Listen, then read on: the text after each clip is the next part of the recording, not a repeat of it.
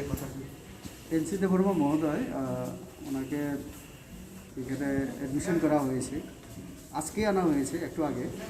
তো এই কথা শোনার পরে ভাবলাম আমি তো আগামীকাল চলে যাব দিল্লিতে। আমাদের পার্লামেন্ট সেশন শুরু হচ্ছে 31 জানুয়ারি থেকে। তো তার জন্য ভাবলাম আগামীকাল যেহেতু চলে যাব, তো তার জন্য আজকে একটু দেখে যাই।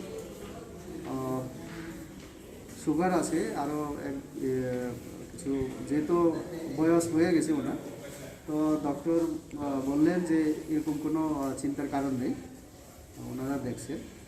আমি ওনার দ্রুত সুস্থ যাতে উনি হন সেই কামনা করছি।